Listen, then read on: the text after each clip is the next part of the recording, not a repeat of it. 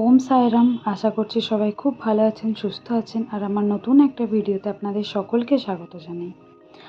তো আজকে হলো গিয়ে রবিবার, আর অনেক দিন ধরে এই আমগুলো কিনে রাখা ছিল একটু ম্যাঙ্গো শেক বানাবো বলে, কিন্তু বানানো আর হচ্ছিল না। তো ওই জন্য আজকে ভাবলাম যে আমগুলো থেকে থেকে নষ্ট হচ্ছে, তাহলে একটু ম্যাঙ্গো শেকই বানিয়ে নিই। তো তারই প্রস্তুতি পর্ব শুরু হয়ে গেছে। আর এইসব শেক টেক বানানোর দায়িত্ব আমার উপর খুব একটা থাকে না, এইগুলো আমার বরের ওপরই থাকে দায়িত্বটা। তাই ওই সব রেডি ফেডি করছে, ওই বানাবে শেকটা। এখন ঘড়িতে ওই 4টে সাড়ে 4টে মতন বাজে। তো এই শেকটা বানানো হয়ে গেলে একটু বিকেলে বের হব, যাব হচ্ছে ইস্কনে। এর আগে কোনো দিন আমি যাইনি, আমার বাড়ির সামনেই আছে। ওই টোটোতে আর কি মিনিট 10 মতো লাগে। তো অনেক দিন যাইনি, আর রথযাত্রাতেও যাওয়া হয়নি, তার জন্য ভাবলাম যে আজকে একটু যাব।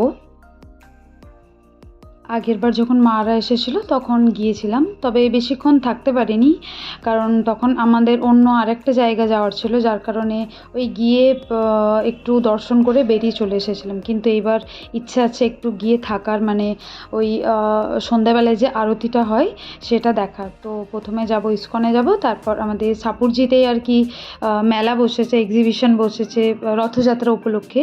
তো ওখানেও গিয়ে রথটা দেখে আসবো, আর একটু ঘুরে টুরে তারপর বাড়ি চলে আসবো।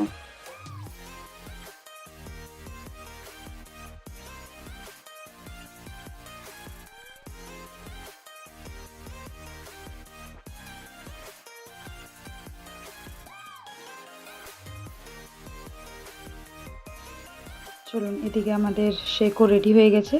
এবার ছটপট খেয়ে রেডি হয়ে বেরোতে হবে, নাহলে আবার ইস্কন তো 7টা সাড়ে 7টার মধ্যে বন্ধ হয়ে যায়, তখন আর আরতিটা দেখতে পাবো না। এদিকে আমরা বেরিয়ে পড়েছি, কিন্তু টোটোর জন্য ওয়েট করছি। আসলে এই রবিবার দিনটা না টোটো পাওয়াটা একটু চাপ হয়ে যায়। অন্য দিন তো সবসময়ই টোটো পাওয়া যায়, কিন্তু এই রবিবার দিনটা এই টাইমটাতে সন্ধ্যের দিকে আপনি আবার পেয়ে যাবেন, কিন্তু এই দুপুরবেলা না, দুপুরবেলা বলাটা ঠিক হবে না, বিকেলবেলাটাই একটু টোটো পাওয়াটা চাপ হয়ে যায়। তো আমাদেরকে একটু হেঁটে হেঁটেই আসতে হলো। আর এবারে গিয়ে একদম গেটের বাইরে গিয়ে টোটো ধরে চলে যাব হচ্ছে ইস্কনে।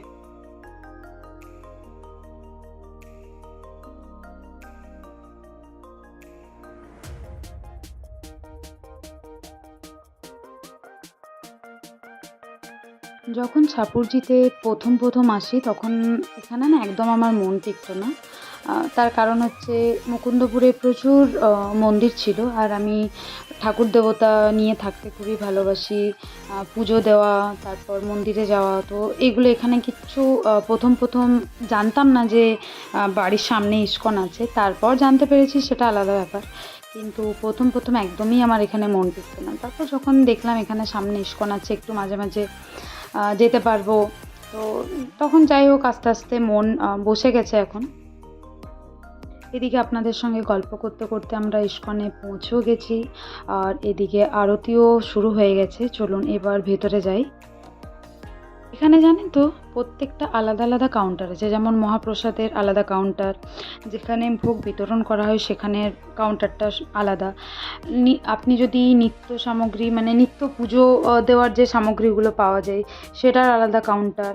আর ওই দিকটাতে হচ্ছে গোশালা। তো গোশালাটা আমি আপনাদেরকে পরে দেখাবো, এখন আগে যাই মন্দিরের ভেতরে, আরতিটা দেখে নিই, তারপর আমি আপনাদেরকে গোশালাটা দেখাবো। এই হচ্ছে মেন মন্দিরটা। আর পরে আমরা জানতে পারলাম যে এই মন্দিরটা আরও বড় হচ্ছে, এর পেছন দিকটাতে আরও কাজ স্টার্টিং হয়ে গেছে মন্দিরটাকে আরও বড় করে বানানোর জন্য। আর আরতি শুরু হওয়ার আগে এখানে ওই হরিনাম সংকীর্তন চলছিল একটু। এদিকে এই বাচ্চা মেয়েগুলো দেখুন কি সুন্দর নাচ করছে, কি সুন্দর দেখতে লাগছে না?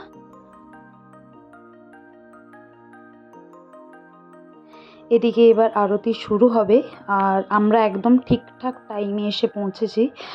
আমরা তো ভাবছিলাম হয়তো লেট হয়ে গেছে, মন্দির বন্ধ হয়ে যাবে, বা মন্দির যদিও খোলা থাকে আরতিটা হয়তো দেখতে পাবো না, এতক্ষণ হয়তো শেষ হয়ে যাবে। আমরা শুনেছিলাম যে 7টার পর মন্দির বন্ধ হয়ে যায়। তো যাই হোক, আজকে ঠিকঠাক টাইমে এসেছি, আর ভগবানের ইচ্ছায় আরতিটাও দেখতে পেলাম। তো এটাই অনেক বড় পাওনা। আর এই আরতি দেখার জন্য জানেন তো অনেক দূর দূর থেকেও অনেক মানুষ আসেন।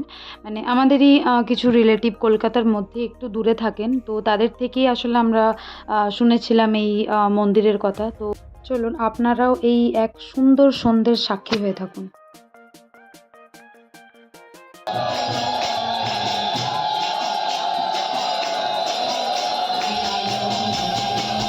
আর এদিকে আরতির তালে তাল মিলিয়ে গোপাল সোনাও নৃত্য করছে। এদিকে আরতিও শেষ হয়ে গেছে, আর আমরাও মন্দির থেকে বেরিয়ে গেছি। আর চলুন আপনাদেরকেও এই গোশালার দিকটা একটু নিয়ে যাই। যদিও এখন তো সন্ধ্যাবেলা অনেক মানে গরু সামনাসামনি নেই, তাও যতটুকু আছে এরিয়াটা আমি আপনাদেরকে একটু দেখিয়ে দিচ্ছি। 1-2টো গরু হয়তো আছে, বাকি এখন আর কিছু নেই। বিকেলের দিকে এলে একটু দেখাতে পারতাম।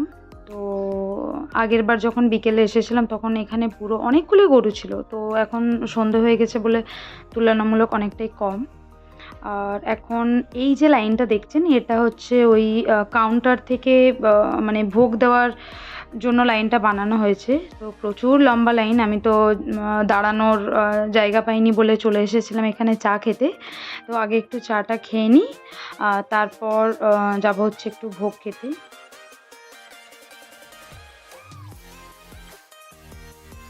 আমাদের চাটা খাওয়া হয়ে গেছে, ভোগ খাওয়া হয়ে গেছে, এবার ওখান থেকে আমরা বেরিয়ে গেছি। এবার যাব হচ্ছে সাপুরজির ভেতরে যে ব্লকে হচ্ছে ওই জগন্নাথ দেবের পুজোটা। তো এবার ওখানে যাব, ওখানে গিয়ে তারপর বাড়ি চলে যাব।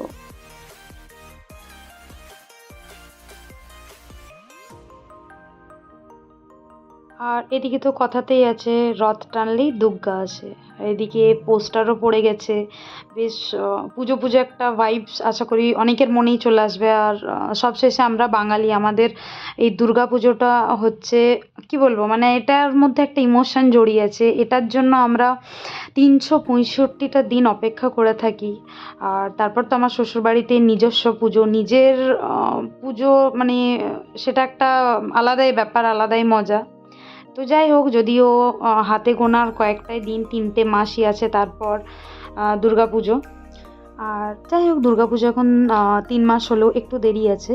এখন এসছি যোগু দাদার দর্শনে।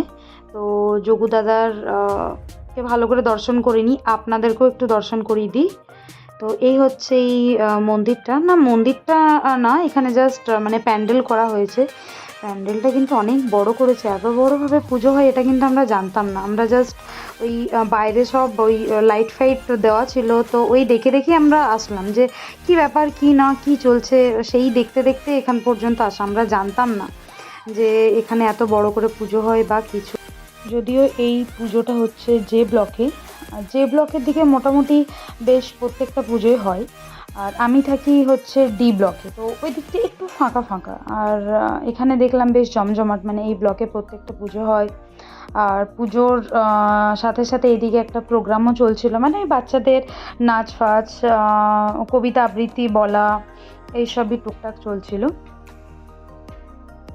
এই হলো প্যান্ডেলটা, সত্যি প্যান্ডেলটা কিন্তু খুব সুন্দর করেছে। বাইরে আবার একটা ছোট্ট করে মেলাও বসেছে। সাপুরজিতে জানেন তো প্রত্যেকটা ওকেশনের আগে এই মেলা কাম এক্সিবিশন বসতেই থাকে, মানে প্রত্যেক মাসেই প্রায় বসে। আর যদি কোনো অনুষ্ঠান থাকে তার আগে তো বসেই বসে। তো যাই হোক, চলুন এবারে যাই একটু মেলার দিকে। মেলাতে গিয়ে একটু ঘুগনি খাবো, মেলার ঘুগনিটা আমার খেতে খুবই ভালো লাগে। তো ঘুগনি না খেয়ে বাড়ি আসবো এটা তো হতে পারে না। তো মেলাতে গিয়ে ঘুগনি খেয়ে তারপর একটা সোডা নিয়ে বাড়ি চলে আসলাম। আর আসার পথে রাস্তায় মানে কে ব্লকে দেখলাম আর একটা এক্সিবিশন আছে, বললাম না আপনাদেরকে যে সাপুরজিতে টুকটাক বসতেই থাকে। তো এই ছিল আজকের ব্লগটা কেমন লাগলো আমাকে অবশ্যই জানাবেন। যদি ভালো লেগে থাকে একটা লাইক, কমেন্ট, সাবস্ক্রাইব অবশ্যই করবেন। আজকের মতো আসি তাহলে, টাটা।